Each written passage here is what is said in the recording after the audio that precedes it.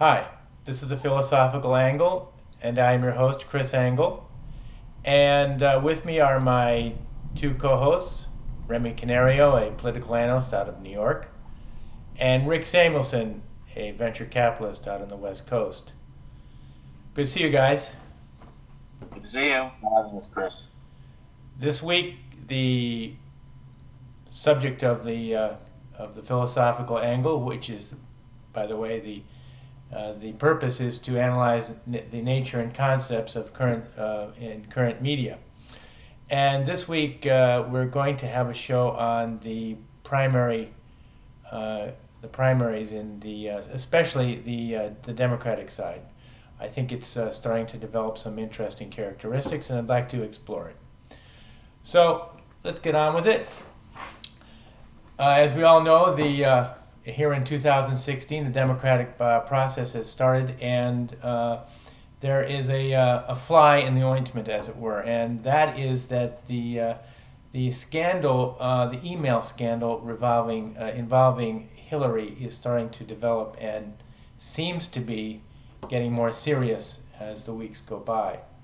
The reason for that is a private server was used, as we all know, in and the purpose for a private server using government information, uh, the purpose for a private information server is to be private, and since it was to be private, it probably had to do with things that of a private nature that she wanted to keep away from uh, the viewers in the federal government.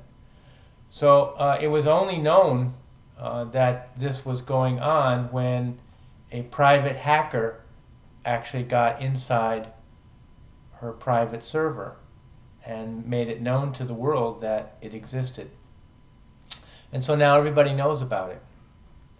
And there's a that then this private server has been handling sensitive government information. But more to that, as I just stated, the problem here is twofold. As it was a private server, it also was used for private means, and people have now concluded that uh, the the information was being used for the Clinton Foundation to raise money, and therefore the problem of self-enrichment is coming into the scene. And people are now concluding that her power as the Secretary of State was used to enrich the Clinton Foundation. And even beyond that, probably people knew that it was likely that she would become the next president of the United States. So that could even be parlayed into further enrichment. So that's a problem, and I think that President Obama, in his views, of course, here on this show, I have disagreed with many of his policies, but there's one particular aspect here that he I think, is going to come into play during the nomination process, and he has throughout his career as president, he has always used the word fair. And so it obviously is a very important principle that he looks to in his dealings. And so I'd like to define fair for immediately, and then let's use that word, that definition, and see how what I think will be his outcome, or his what he will do with that in the near future in the nominating process on the Democratic side. So what is fair? Well, if we take a look at the dictionary, it pretty much kind of says that fair is in accordance with the rules and standards, uh, and that which is legitimate. Fair is conforming with the rules and commensurate to importance or merit. And thus, and he's used this term quite often, fair share. And thus the fair share is that which would be due a person or something, and consonant with the merit in a transaction when people go and deal with each other. And so this concept of fair is when the parties in a transaction receive that which is due to them. So an example would be when you go down to a store and money is being proffered at to the store clerk, and you proffer your money where you sacrifice it to receive a product, and they also receive your money and therefore give you your product. And that's an agreement. And it's a sacrifice versus a reward. You're sacrificing your money to receive the reward of the product of the in the store, and the store also does the exact same reverse to you, gives you your product for receiving your money. And within that process, we can see that fair and that fairness has two ingredients. One is an obligation, and the other is a right. So you have an obligation to deliver your money and you have a right to receive that product. And on the store side, that would also be the case. They have an obligation to deliver your product and receive your money. And so fairness is a right and an obligation inside an agreement. So let's take a look at how that definition might be applied to President Obama and how he may look at this Democratic nominating process. So he may expect that Hillary has the right, or he expects that Hillary is obliged to give him the execution of his policies when she was in office as the Secretary of State, and thus I suspect that that when acting outside the government, this probably violated his sense of fairness, that he was not receiving his due product, and that she was obliged to give him his due, and so I've actually heard in the media that there was some answers and some emails that were transferred back and forth, and him stating that he did not want her to have a private server nor to operate outside the government rules. So she was acting for outside the benefit of the government, for the benefit of the Clinton Foundation, and many have come to this conclusion, and really, so it really comes. This Clinton Foundation has only been giving away about 15 or maybe even a little bit more % of what is taken in, and so it seems to be for the benefit of Hillary, for the benefit of Bill Clinton and their daughter Chelsea.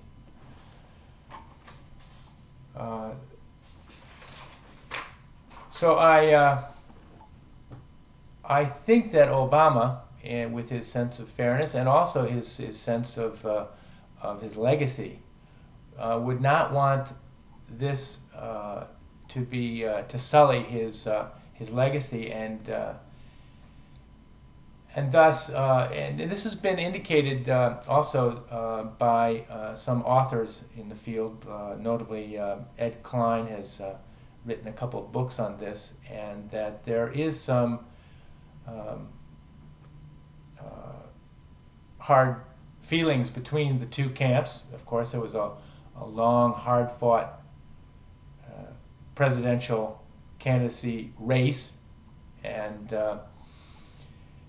but this edition lately of the private email server, I think that President Obama will allow the FBI to proceed against her, and because it violates his feelings of fairness that he's constantly displayed throughout his presidency.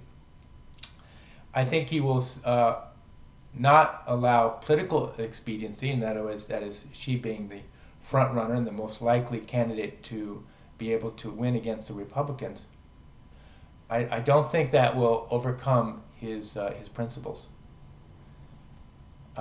So I think his principles will win out, but I would like to ask Rick and Remy what their thoughts are on this. Remy, why don't you start first? Sure. Chris, this whole issue of Clinton's emails, I think, is one of the best examples of how Democrats and Republicans operate in completely different universes these days. I mean, honestly, I'm not concerned about the emails. I'm really not. And even if she does end up getting indicted over a misdemeanor charge, I still think that she would win out over just about any candidate in the Republican field. I honestly just don't see this as that big of a deal. It doesn't seem to me that any secrets were actually compromised as a result of this. I think that the reading of this decision was to make to enrich the Clinton Foundation, which itself is a charitable organization and not a source of enrichment for the Clintons themselves, is highly cynical. I think it was an error in judgment, and I don't think that it comes as a surprise to anyone on the Democratic side that Hillary has a penchant for unnecessary self-inflicted wounds. I know that that's part of the package, and you know what? I still think that she would make the best president out of everyone who's available here. Okay, Rick? Well, I guess I take a different view. The problem for me is that if another person had done this, like Petraeus, that's a bit of a specious. Well, never mind. But continue. I'm sorry I interrupted.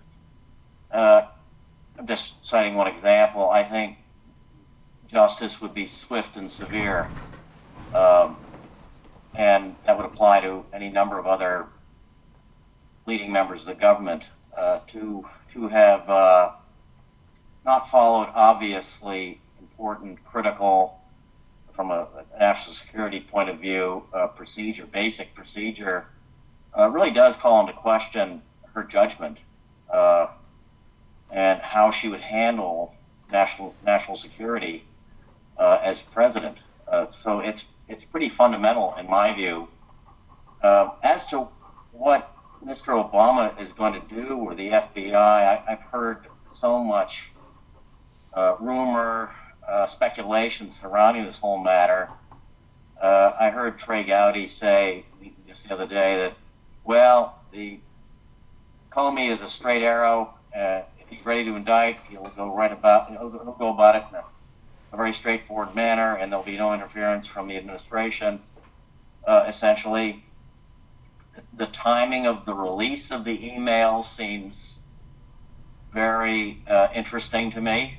Right on the eve of the primary in Iowa, that seems very peculiar. So it's hard to imagine there isn't maneuvering going on in the background. Who's doing the maneuvering? I don't know. I don't think.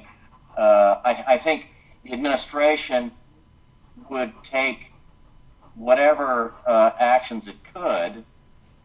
And I'm not saying they do anything illegal, but I think they might delay as much as possible until they have a backup plan if they're going to indict Hillary and they're left with Bernie Sanders.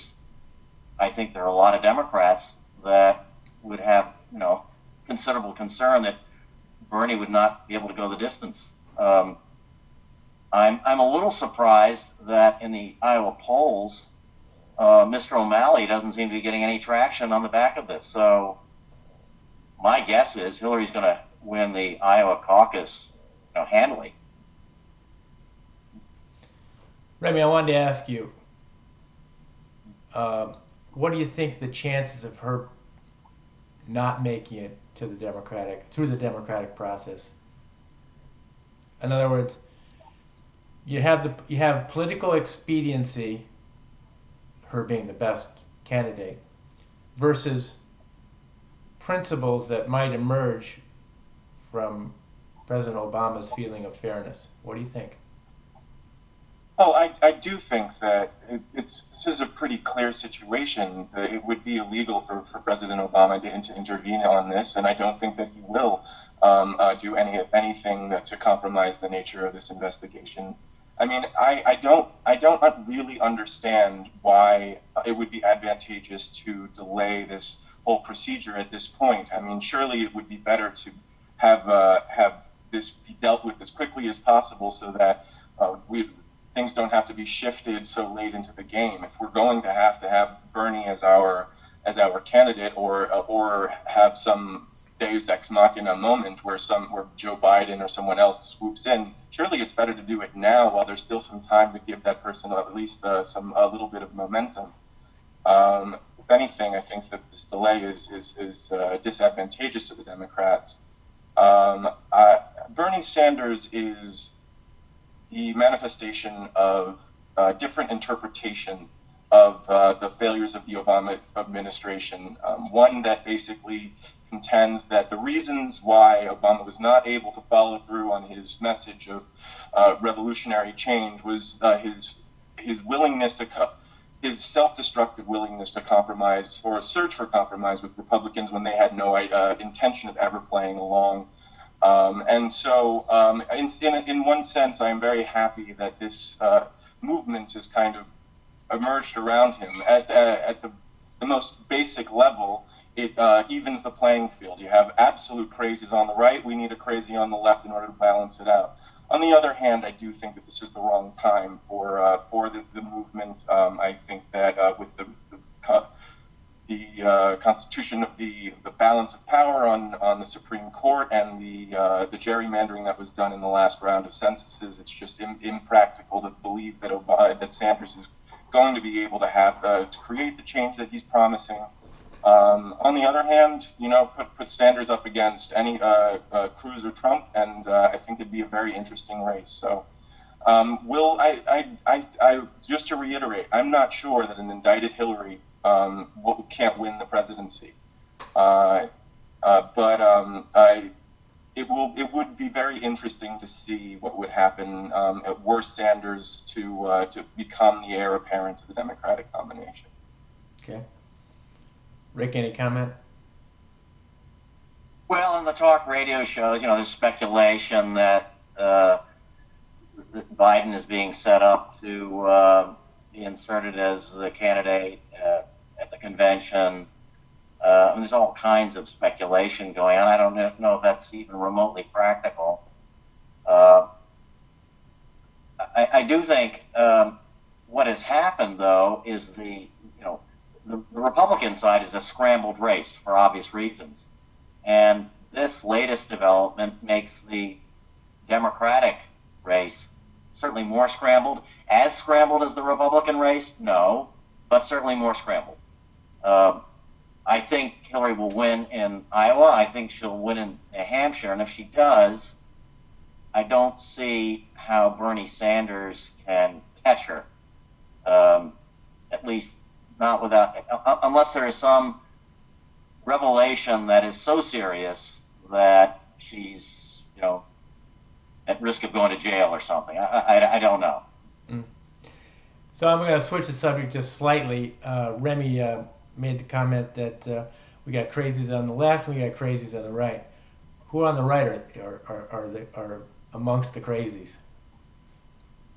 Well, I mean, it's difficult not to look at a roster of candidates where almost everyone has come out in favor of bans on abortion, including rape and instances where the mother's life is at risk. Marco Rubio is touted as being a mainstream candidate. Well, that is a very, very, very right-wing position to hold. So it's difficult to know where to draw the line. I'd say that you have your second-tier mainstream candidates who would probably not earn the moniker of crazy, although Christie's demeanor sometimes leaves his temperament in question. But just about anyone who seems to be really in contention for the race, I think deservedly should bear the moniker of right-wing crazy. Do I interpret that to mean they're all right-wing crazies? I'm not sure Jeb Bush is. I'm not sure Christie is, although he's a bully and at times very ugly. I'm not sure that John Kasich is, but John Kasich is not mainstream. He is not center-right. He is solidly right in terms of his policies. But Cruz, Trump, Rubio, I mean, yes, crazy right-wing, and I mean, they're proud of it. This isn't something that's a secret. Okay, well, I got to ask you, how do you define crazy right as opposed to just regular normal right? Crazy right means, for me, a political outlook that essentially ignores the fact that there are people that disagree with you and is talking about some kind of a fantasy world where all of a sudden the other half of the country that wants the opposite of what you want is just going to roll over and die. Still a little on the vague side. Rick, what do you think? A bunch of crazies on the right? Well, I think you've got Donald Trump, who's inconsistent in many respects. Is he really someone of the right? He seems to select his policies based on an incomplete presidential vision, shall we say. On the one hand, he's extremely right on immigration. He has in the past been pro-abortion. He's flipped his views on a number of issues in recent years. So it's a little bit difficult to see where he would come out. I mean, he's threatening to, bomb the Middle East and the smithereens, and would he actually follow through on that? It's very difficult with a candidate like that to separate the verbal assault from what he really believes and how he would really act. The other candidates are not nearly as flamboyant and obviously have been in politics, with the exception of Carson, much, much longer, and have a whole history behind them that can be brought up at any time, and sometimes in embarrassing ways. I think Trump has pulled the whole debate right. He has done a service for the party, and in that he has forced candidates to speak about uncomfortable issues like immigration that they have skirted, frankly. So in that respect, he's done a service. Would he be a good president? It's very difficult to evaluate. He's all over the place. He's certainly a good campaigner. In fact, he is the best campaigner out there. There's no doubt about that. Well, I certainly agree with you that he's brought forth a discussion that makes everybody else uncomfortable, especially on the Republican side. And I would like to define Remy's crazy right as those that are speaking out irrespective of any political correctness, and I think that's where his feeling of crazy comes from. What do you think of my assessment? Well, Chris, I actually do agree with you to a certain extent. I do think that Trump's candidacy and Cruz's candidacy as well is a healthy development for our national politics, because the views that he is espousing, as radical as they may seem to people like me, are the views of a significant portion of this population and a portion of the population that has felt marginalized from our political process. Now, I think that that is a large part of the reason why our politics have become so dysfunctional, this large group of people who are mad as hell because they feel disenfranchised. So his bringing everything to the fore, I think, gives us a chance to have the general population reject these crazy policies, but these policies that people genuinely believe are correct at the national level. And perhaps from then on we can move forward without this sense that if we just nominate someone who is repugnant enough to the left, we'll win. So yes, no, I think that Trump is the candidate. Trump and Cruz are the candidates that the Republican Party deserves after their behavior during the Obama administration. I think that they're the perfect embodiment of how the Republican Party has acted, and I do believe that this is a healthy development. Well, I believe that I think Trump has really brought forth a great service to the discussion because, especially on immigration control, it needs to be controlled, and now the latest epidemic, it's really becoming a epidemic of this new virus coming from the south, from South America and Central, is really could be carried in by illegals coming in from south of the border, and I think people should really take note of this possibility and the danger that it's bringing to the unborn, within women who are gestating. Chris, there are already people in New York right now. I believe 6 people who have been infected with the Zika virus. So it's a bit it's taking things a bit far to suggest that illegal immigration is going to be what brings that to the United States. Okay, Rick, last comment. We got just 1 or 2 minutes left. Well, I find this to be the most exciting set of presidential races I've certainly ever observed.